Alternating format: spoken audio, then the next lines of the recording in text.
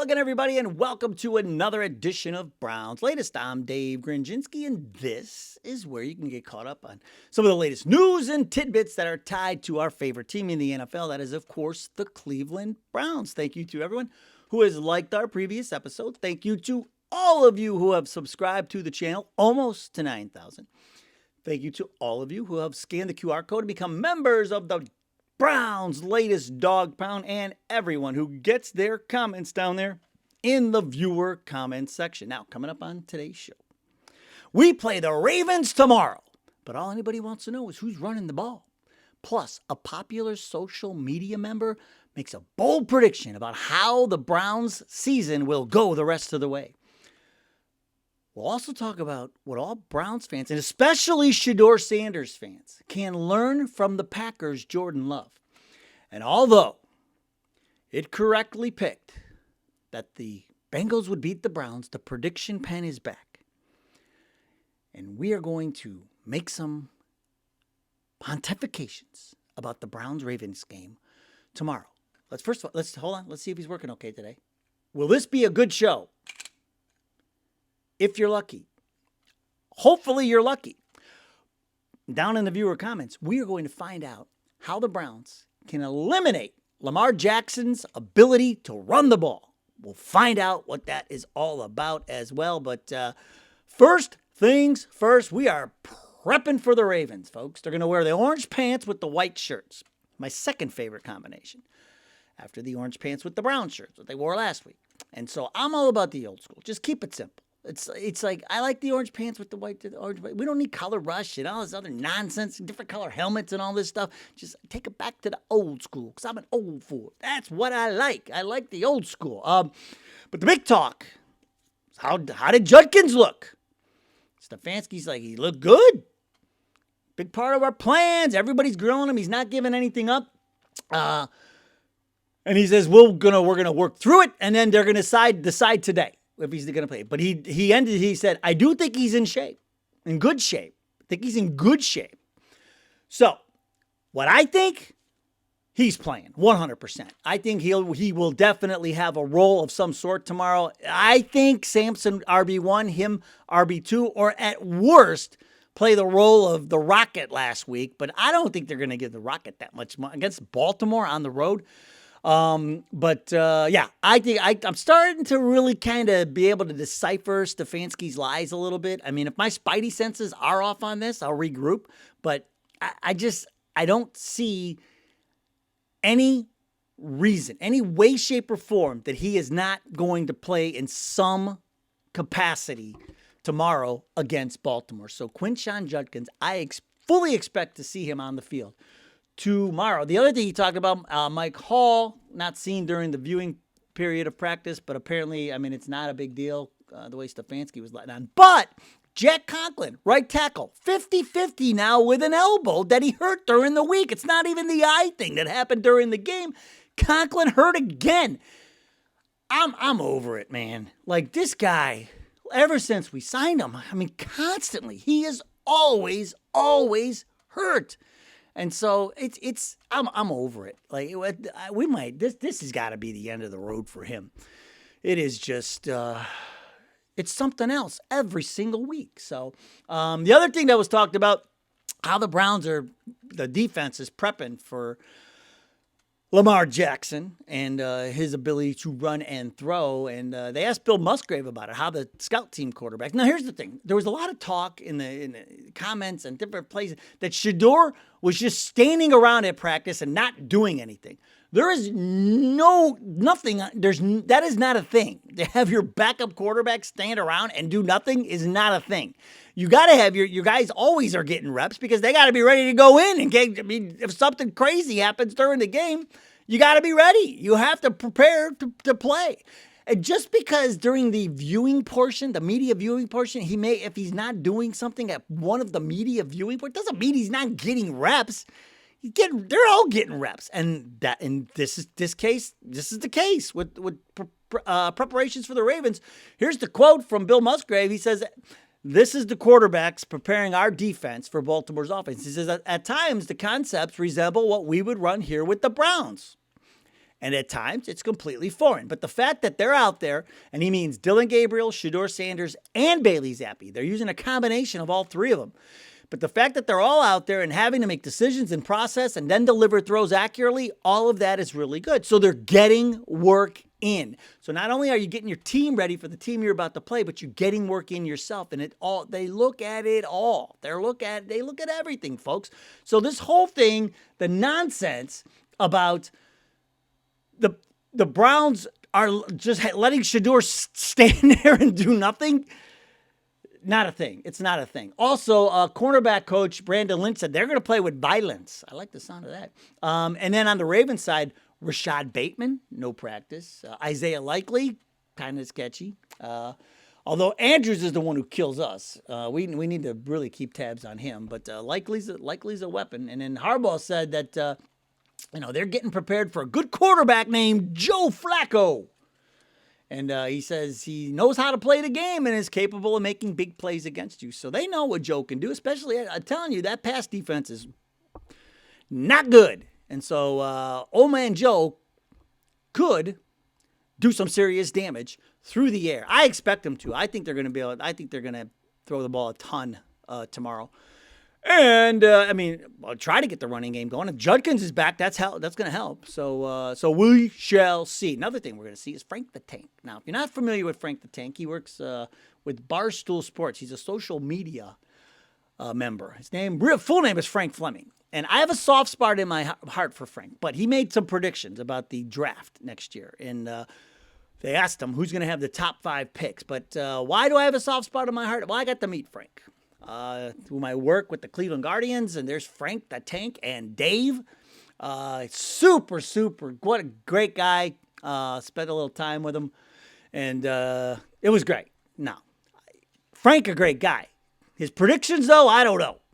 Because here's what he's got. The 2026 NFL Draft, he's got the Dolphins 1, the Saints 2, us 3, the Giants 4, and Tennessee 5.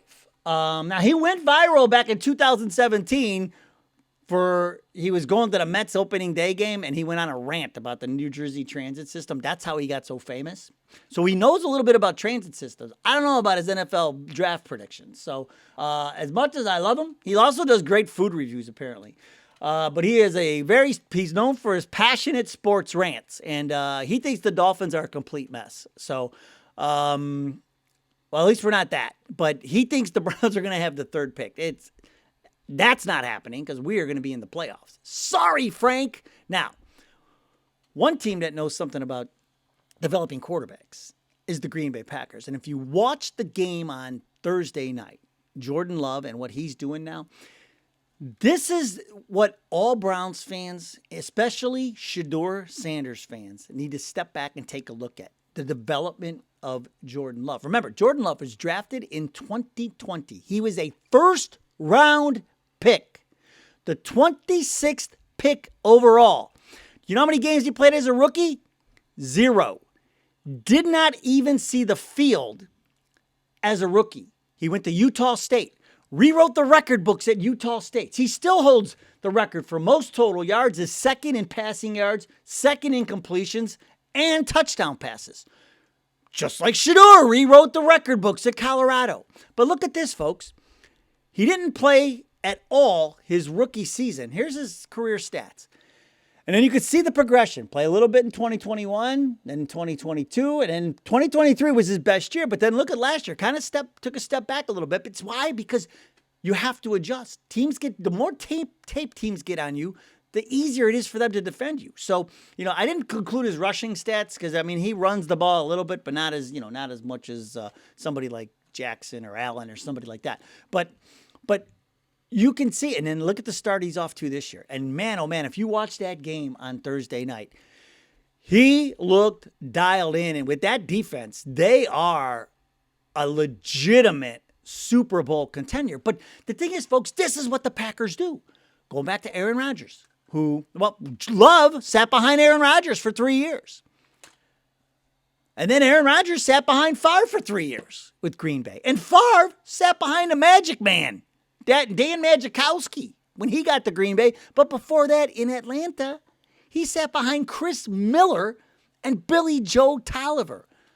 I really like this way of developing quarterbacks. I love the way Green Bay does it. They always do it. They have their guy. Well, first we got to find a guy. They have their guy, and when they know they're kind of getting, when they get to about like the 16th hole, they know their guy's not done yet. They know they still got some holes to play, but they get the new guy. And then the new guy, once he gets to 18, the old guy, and heads to the clubhouse, the new guy is there ready to take over. And I love that philosophy. And boy, we got to find a guy first. I feel like we had it with Baker. But that's neither here nor there. Get that guy, and that's how you develop quarterbacks, folks. It's okay that Shedeur is sitting by. It's okay that Dylan Gabriel is sitting. Like, you don't want to see your rookies this year if you don't have to. So, but that is the way to do it, in my opinion. The way the Packers have done it with Jordan Love, and now look at them. They are a legitimate playoff Super Bowl contender. All right, now, I was mad at it last week when it picked the Bengals to beat the Browns. I fired it right into the garbage can, but it's back. I pulled it out, and it's back. I cleaned them up, got them ready to go for today. And we are going to make some predictions about the game tomorrow. And the first question everybody wants to know from the prediction pen is this: will Andre Schmidt make all of his extra points and field goals tomorrow against Baltimore? Not for $1 million. We may have a new kicker next week, folks. Will Joe Flacco throw at least 2 touchdowns against his former team, the Ravens? We got to do it again because it did the same thing. Here we go. Ready? Will Joe Flacco throw at least 2 touchdowns against his former team, the Ravens? Did it again. Without a doubt, let's go. All right. Joe's going to go off tomorrow. Will the Browns hold Derrick Henry to under 100 rushing yards? If you're lucky. Yeah, I'll take 99 yards. That's fine. Okay, this is a big question. Will Lamar Jackson throw at least 2 interceptions against the Browns tomorrow? No-brainer! Let's go! I'm telling you, man, defense is balling out tomorrow. Now, this is the most important question of all. Will the Browns beat the Ravens in Baltimore tomorrow? Oh, wait. It popped out. Hold on. It fell apart. Oh.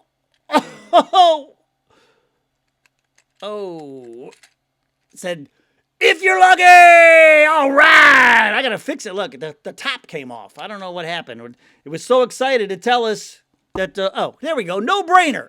Of course it's a no-brainer the Browns are beating the Ravens. Okay, well, we might have to put the prediction pen in the shop. But that's okay because the Browns are beating the Ravens tomorrow. Now, one thing that we don't need a prediction pen to decide that it's a good choice is the viewer comments. And we'll start with Frank Joseph, who says, spy Lamar with the middle linebacker in the short middle zone. Now, this is exactly, in my mind, this is why they drafted Carson Schwarzenegger.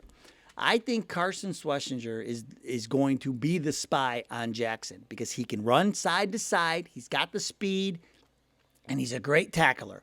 I fully expect to see Carson Schwarzenegger chasing Lamar Jackson around that field tomorrow. I think he will be the spy for sure, Frank. At Philip Williams, 7947 says, I knew last year Ford isn't the back we need. On rare occasions, he broke free, and that's how his yard per carry was near 5, but mostly it was no gain or a loss. And Philip Williams, you know me, I'm a glass half full guy. I try to look at the positive side of things, but after watching that last week, yeah, you're right. You're absolutely right. He may have had some games where he padded his stats a little bit, but it doesn't matter because with Sampson now and now Judkins back in the fold, Jerome Ford will quickly become an afterthought. And who knows? I mean, does he even stick with the team? We'll see. If they like the Rocket a little bit better, he may not. At Pitch Hard, must be a baseball player. At Pitch Hard says, I want to say Baltimore got their team taken them from them by Indianapolis. Now remember, they're going to do this whole celebration, 30 years of Ravens football, and that's right because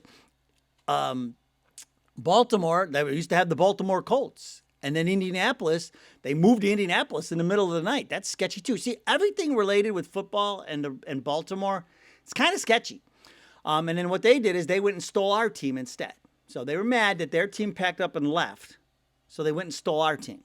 And it took me so long to call the Indianapolis Colts after that happened because they were always the Baltimore Colts. And so, Johnny Unitas and all that.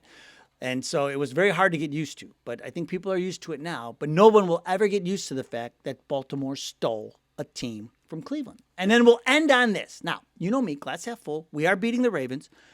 For sure. We'll hold Derrick Henry to like 60 yards rushing. We'll pick off, the predictor pen. We're going to pick off Jackson at least twice. Probably to return one of them for a touchdown. But at Bacamans says, to me, the delusion is priceless here. He takes it. I thought that was hilarious. Hey, man, we live in Believe Land. Remember, we live in Touchdown Browns land. That's all you're going to hear tomorrow. A lot of that. And then